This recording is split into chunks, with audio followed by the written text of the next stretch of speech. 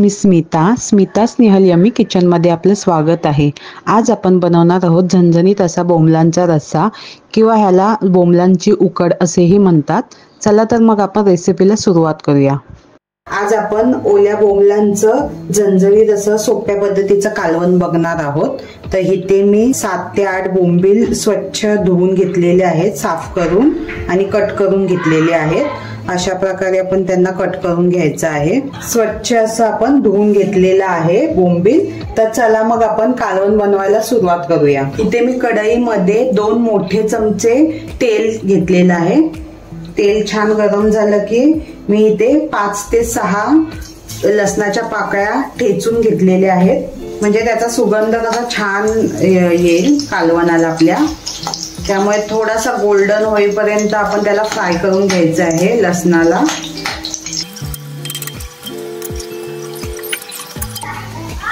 छान असा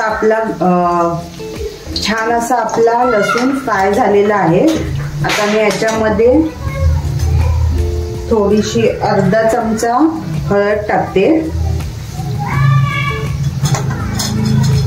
आणि इथे मी लाल तिखट टाकत आहे। ज्याप्रमाणे तुम्हाला तिखट आवडत असेल त्याप्रमाणे तुम्ही लाल तिखट टाकायचं आहे। मी इथे आगरी मसाला टाकत आहे। मसाला छान फ्राय करून घ्यायचा। ह्याच्यात मी एक अर्धा टोमॅटो पण कट करून टाकते।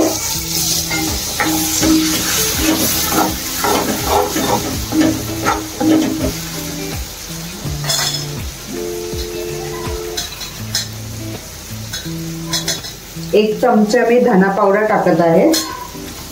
छान असं हे फ्राय करून घ्यायचं।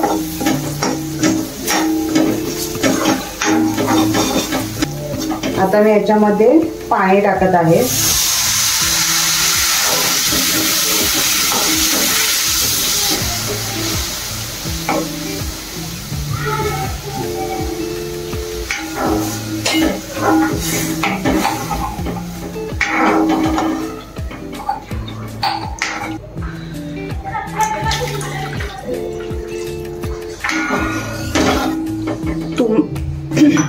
तुम्हाला जसा रस्सा पाहिजे असेल त्याप्रमाणे तुम्ही पाणी टाकायचं आहे।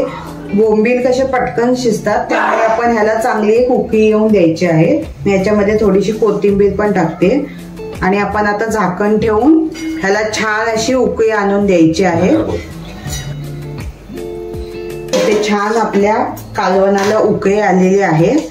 त्याच्यामध्ये मी आता चवीप्रमाणे मीठ टाकणार आहे आणि थोडासा चिंचेचा कोळ आहे ना तो मी त्याच्यामध्ये टाकणार आहे। कोणाला आवडत असेल तर त्यांनी टाकू शकता, नाही तर स्किप करू शकता। छान त्याने एक टेस्ट येते। आता आपण ह्याच्यामध्ये आपलं बोंबील आहेत ना ते टाकणार आहोत। बोंबील हे पटकन शिजतात। 5 ते 7 मिनिटांमध्ये आपण ह्याला एक अर्ध झाकण ठेवून असं उकळी काढणार आहोत। जास्त शिजवायची गरज नाही बोंबील, नाही तर आपले बोंबील असे चुरून जातील, तुटतील ते बोंबील। आता आपले सगळे बोंबील कालवणात टाकलेले आहेत। तर मी आता अर्ध झाकण ठेवून असं अर्ध झाकण असं ठेवून मी ह्याला एक थोडीशी उकळी काढणार आहे। आता 5 ते 7 मिनिटं झालेली आहेत। आता बघूया आपण उकळी आली आहे का। छान अशी उकळी आलेली आहे आपल्या कालवणाला। आपले बोंबील छान असे शिजलेले आहेत। त्याला जास्त वेळ जर आपण शिजून दिलं तर ते पूर्ण एकदम चुरून जातील। त्यामुळे मी आता गॅस बंद करते आणि तुम्ही हे तांदळाच्या भाकरी सोबत किंवा भातासोबत सुद्धा खाऊ शकता। खूप छान लागते आणि एकदम इझी रेसिपी आहे। तुम्हाला जर ही माझी रेसिपी आवडली असेल तर लाईक, शेअर आणि सबस्क्राईब करायला विसरू नका। धन्यवाद।